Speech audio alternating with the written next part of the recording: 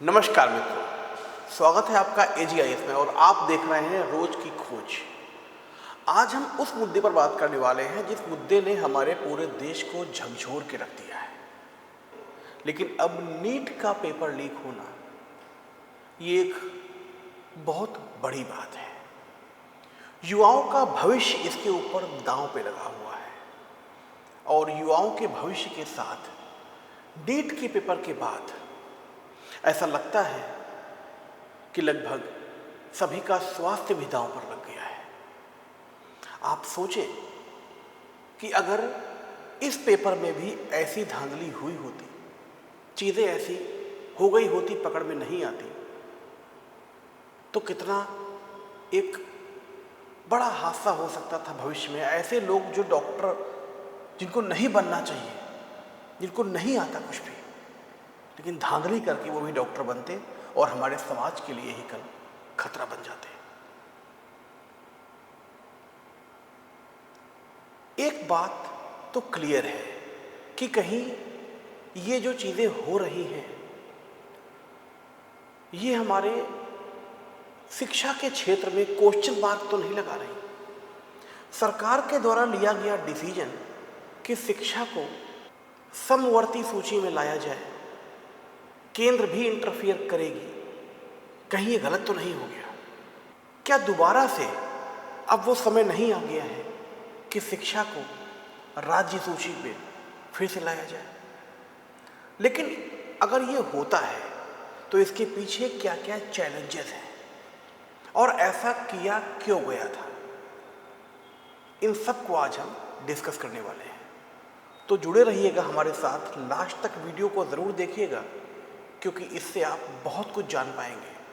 अगर आप किसी भी कंपटीशन की तैयारी कर रहे हैं, इस वीडियो से आपको आपके कंपटीशन में भी क्वेश्चंस मिलेंगे और अगर आप कंपटीशन नहीं दे रहे तब भी आपको ये वीडियो देखना चाहिए क्योंकि आपको जानने की ज़रूरत है। आपको जानना चाहिए कि हमारे देश में क्या क्या हो रहा है, कैसे चेंज किया जाता है। इन बड़ी बड़ी बातों को आपको जानने की ज़रूरत है। तो चलिए हम स्टार्ट करते हैं कि नीट पेपर लीक में जो इस समय तूल पकड़ रखा है, आज का हमारा विषय है कि क्या शिक्षा फिर जाएगी राज्य सूची पे? ये राज्य सूची होती क्या है, स्टेट लिस्ट क्या होती है, और आखिर अगर राज्य सूची में जाएगी तो अभी जो है एजुकेशन किस लिस्ट में है, इनके बारे में हम बात करने वाले हैं। देखिए, सबसे पहले आपको जानना है कि ये न्यूज़ एक आपको दिखा रहा हूँ, ये न्यूज़ की कटिंग है। आप देखिए, ये बात अभी नहीं, 2023 में भी बात उठी थी। इंडिपेंडेंस डे 2023 की बात है। तमिलनाडु सीएम स्टालिन ने ये बात पहले ही उठाई थी कि transfer of education to state list, यानी ये बात तमिलनाडु के जो सीएम थे, स्टालिन जी थे, इन्होंने उठाई थी बात। ये 2023 में ही ये बात उठाई थी कि एजुकेशन को स्टेट लिस्ट में दे देना चाहिए। इसकी क्या वजह थी? और आज पेपर लीक होना नेशनल टेस्टिंग एजेंसी के ऊपर फिर से क्वेश्चन मार्क लगा रहा है। तो ये नेशनल टेस्टिंग एजेंसी क्या है और क्यों एक बार फिर ये बात तूल पकड़ रही है कि जो एजुकेशन है उसे स्टेट लिस्ट में फिर से लाए जाने की ज़रूरत हो गई है। और ये गवर्नमेंट का गलत डिसीजन था, गवर्नमेंट को इसको सही करना चाहिए। तो आइए सबसे पहले हम जानेंगे एनटीए क्या होता है मेरे भाई। देखिए, एनटीए का मतलब क्या है? एनटीए जो है नेशनल टेस्टिंग एजेंसी। थोड़ा सा जान लेते हैं, कुछ पॉइंट्स आपके लेके आया हूँ, ये आपकी काफ़ी हेल्प करेंगे समझने के लिए। एनटीए देश में उच्च शिक्षा संस्थानों में प्रवेश और फेलोशिप के लिए प्रवेश परीक्षा आयोजित करता है। एनटीए की स्थापना 2017 में हुई थी, यानी एनटीए नेशनल टेस्टिंग एजेंसी जो हायर एजुकेशन है उसके जो सारे पेपर्स होंगे वो एनटीए के द्वारा हमेशा हमारे देश में इस समय कराए जाते हैं। नेशनल टेस्टिंग एजेंसी जिसे 2017 में बनाया गया था। एनटीए आज दुनिया की सबसे बड़ी प्रतियोगी परीक्षण एजेंसियों में से एक बन गई है। इसका उद्देश्य एक ऐसी परीक्षा प्रणाली बनाना है जो वैज्ञानिक हो और वैश्विक मानकों के अनुरूप हो। यह भारतीय सोसाइटी पंजीकरण एक्ट यानी इंडियन सोसाइटी एक्ट में रजिस्टर्ड है 1860 के तहत। जीई का पेपर ये करा रही है, नीट का करा रही है, जीपैट, जीमैट, यूजीसी नेट, इनके पेपर एनटीए द्वारा कराए जा रहे हैं। यानी 2017 में एनटीए को फॉर्म किया गया, नेशनल टेस्टिंग एजेंसी को, और ये कहा गया कि अब जो है देश के जो हायर एजुकेशन सिस्टम है उनमें जो है हायर एजुकेशन के लिए एनटीए द्वारा ऑल इंडिया लेवल पर पेपर आयोजित कराए जाएंगे। तो एनटीए ही पेपर करा रहा है। लेकिन जिस तरीके से पेपर लीक हुए, इसका सीधा सा जो क्वेश्चन मार्क लगता है वो एनटीए के ऊपर लगता है, भाई आप कैसे काम कर रहे हैं? क्योंकि कहा तो यही गया था ना कि पेपर की पारदर्शिता रखी जाएगी, बिल्कुल क्लियरिटी होगी, पूरे देश का पेपर हो रहा है, कहीं कोई दिक्कत नहीं होगी। फिर अब ये सब क्यों हो रहा है? अगर एनटीए अपना सही से काम कर रहा होता तो ये सब नहीं होना चाहिए था। लेकिन एक के बाद एक पेपर का लीक हो जाना ये इस बात का प्रमाण है कि कहीं एनटीए अपनी जिम्मेदारियों से भाग तो नहीं रहा है। एक बात तो तय है कि एनटीए अपनी जिम्मेदारियों को निभाने में फेल हो गया है। अब ये किया क्यों गया था? और जो एजुकेशन है उसको राज्य सूची में लाने की भी बात की जा रही है कि फिर से स्टेट को दे दिया जाना चाहिए। तो एजुकेशन को राज्य सूची में अगर लाया जाएगा तो अभी एजुकेशन किस शेड्यूल में आता है और कैसे उसको हम ला सकते हैं राज्य सूची में? चलिए अब उसकी चर्चा करते हैं। सबसे पहले जानते हैं कि व्हाट इज शेड्यूल्ड। शेड्यूल्ड क्या है? शेड्यूल जानने के लिए सबसे पहले आपको जानना पड़ेगा कि संविधान क्या है।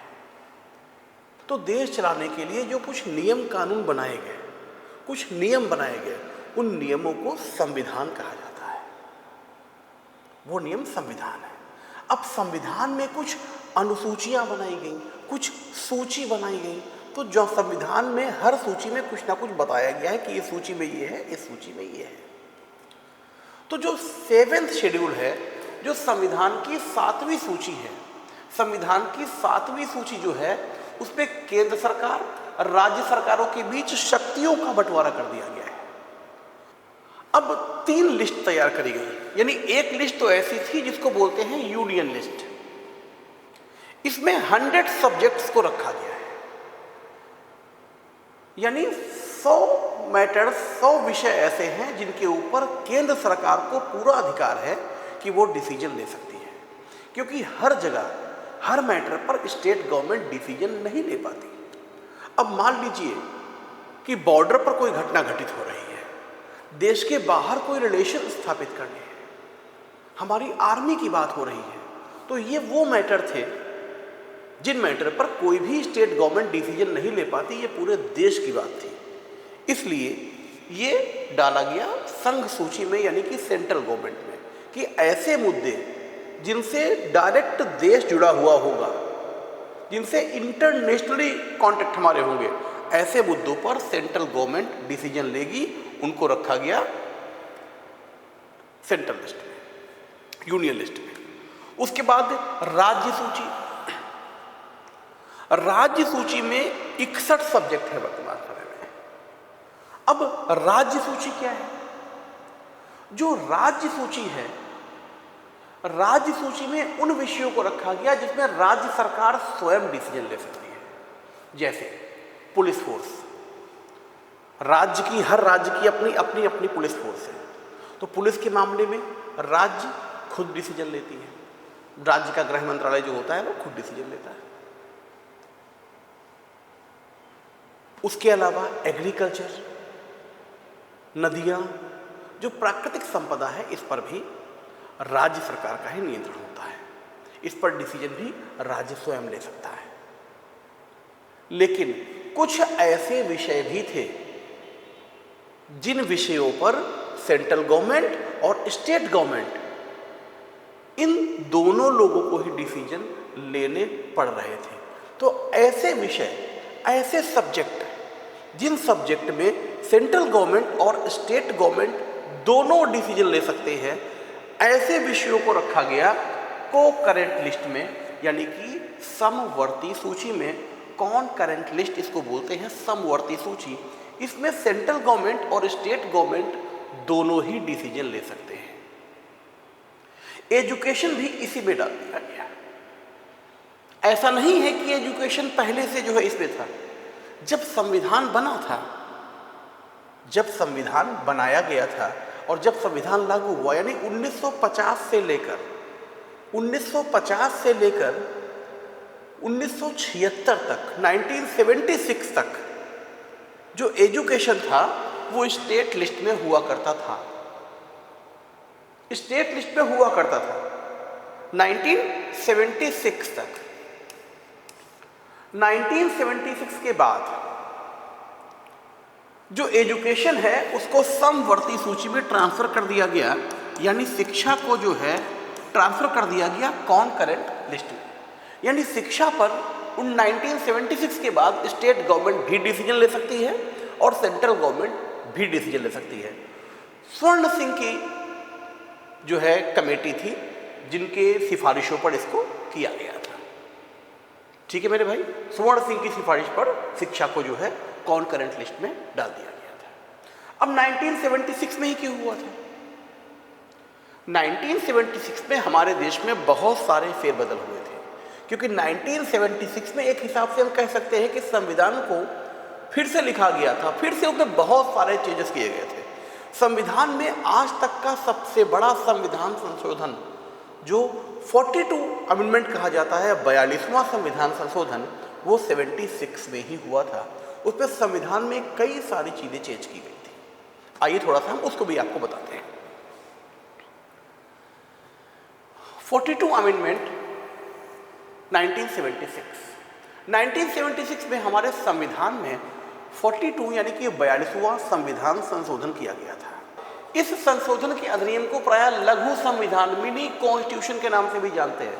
अगर आप कॉम्पिटिशन की तैयारी कर रहे हैं तो ये क्वेश्चन आपके एग्जाम में पूछा जाता है कई बार कि मिनी कॉन्स्टिट्यूशन किसे बोलते हैं। तो 42 अमेंडमेंट को मिनी कॉन्स्टिट्यूशन के नाम से भी जाना जाता है। तो इसमें कई संशोधन किए गए। इसमें सेक्युलर, समाजवाद, ये सारी चीजें इसमें जोड़ी गई थी। इसमें 40 अनुच्छेदों और 7वीं अनुसूची में संशोधन किया गया। संविधान में 14 नए अनुच्छेद और 2 नए भाग जोड़े गए। 7वीं अनुसूची में क्या है? शिक्षा, वन, जंगली जानवरों, पक्षियों का संरक्षण, मापतौल, न्याय प्रशासन। न्याय प्रशासन में ध्यान रखिएगा, सर्वोच्च न्यायालय और उच्च न्यायालयों को छोड़कर सभी न्यायालयों का गठन और संगठन सभी को राज्य सूची और समवर्ती सूची में स्थानांतरित कर दिया गया। क्लियर हो गया मेरे भाई? तो बहुत सारे चेंजेस जो हैं किए गए थे 42 अमेंडमेंट के द्वारा। इसी के द्वारा एजुकेशन जो है वो स्टेट लिस्ट से निकलकर कॉनकरेंट लिस्ट में चली गई थी। यानी इस पे सेंट्रल गवर्नमेंट और राज्य सरकार के साथ दोनों लोग डिसीजन ले सकते थे। लेकिन होता क्या है, अगर कोई डिसीजन सेंट्रल गवर्नमेंट ले लेती है तो वो सारे स्टेट के लिए मैंडेटरी हो जाता है।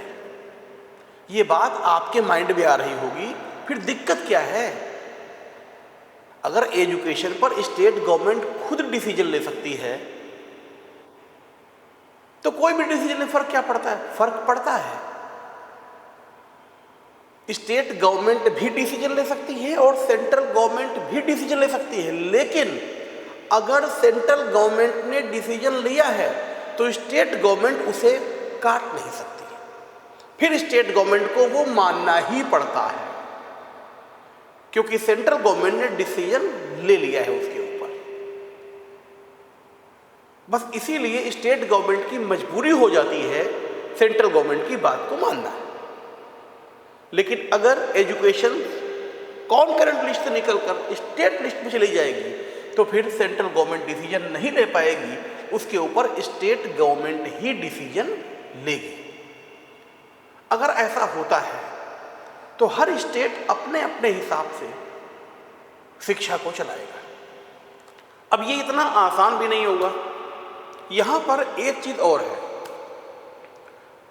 जो हो सकता है कि दिक्कत बने। देखिए, सबसे पहली बात, हर चीज में कुछ अच्छाइयां होती हैं तो कुछ कमियां भी होती हैं। अगर राज्य में शिक्षा चली जाएगी तो हर राज्य अपने अपने हिसाब से चीजों को चलाएगा। लेकिन जो हम बात करते हैं नेशनल एजुकेशन लेवल की, हम बात करते हैं एक केंद्रीय शिक्षा प्रणाली होनी चाहिए, सभी को सेम एजुकेशन मिलनी चाहिए, जो सेंट्रल गवर्नमेंट के द्वारा है, मतलब एक ही किताब पूरे देश में पढ़ाई जाए। फिर उस चीज के ऊपर प्रश्न चिन्ह लग जाएगा, क्या वो संभव हो पाएगा? अगर एजुकेशन कॉन्करेंट लिस्ट से निकलकर स्टेट लिस्ट में जाती है तो क्या एजुकेशन सभी स्टेट के लिए कॉमन हो पाएगी?